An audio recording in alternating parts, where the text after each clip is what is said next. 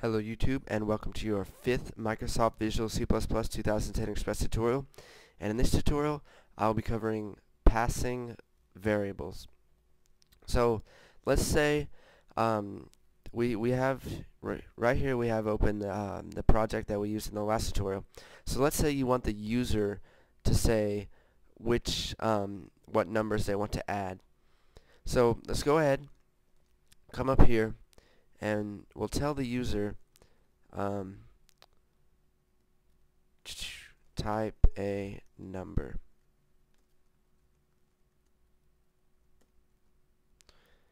Now we'll just go ahead and you know what, before type a number we're going to declare a variable user num1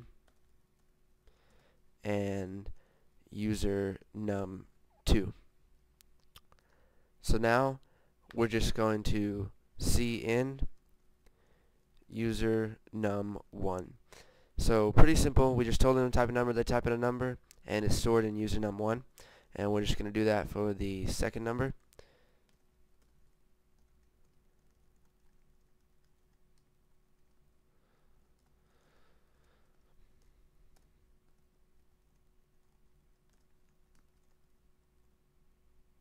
Okay, so now we're going to be passing those variables. So basically what we want to do is we want to come up here to int addition, and we're going to say int addition. We're going to be using two different variables. So we're going to have int x and int y. And down here we'll just change that to int x and int y. So what this basically says is that in addition we're going to be using two different variables. Pretty simple.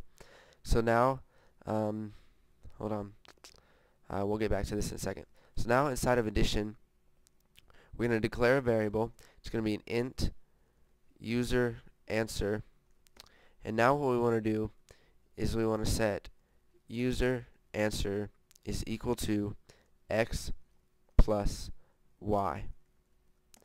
So basically what we've done is we just set user answer equal to x plus y, and we haven't set a value to x plus y, and you don't need to, and you'll see why in a second. Now what we want to do is we want to return user answer so that it can be used in other methods. So now what we're going to do is up here in addition, instead of typing int x, int y, we want to use other variables in the place of int x and int y. So instead of using x and y, we'll just use user num1 and user num2. So basically what this does is it tells the method int addition that you have two variables, x and y. Now we want to put user num and user2 in the place of those, and it will add those two together and then give us user answer. So now when we run the program, hopefully we won't get any errors. You can see it opens up right here, and if we type in a number 32, type in another number 10, you can see that nothing happens. Okay, hold on, I forgot something. So now that we've done that, we want to see out the numbers added are equal,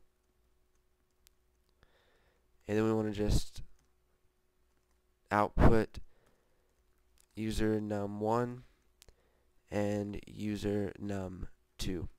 So basically what this does is and go ahead and end the line.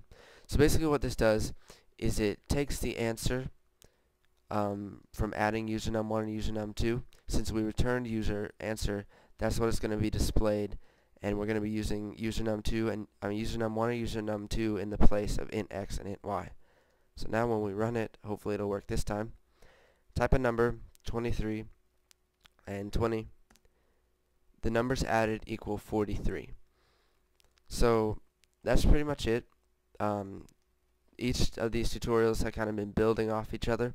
So go ahead, take a look at this code. I know it might be confusing if you're just a beginner, but Just look at it, get used to it, make a couple little programs inside of your DOSBox, and then come back and go on to the next tutorial. So thanks for watching. Don't forget to comment, like, and subscribe.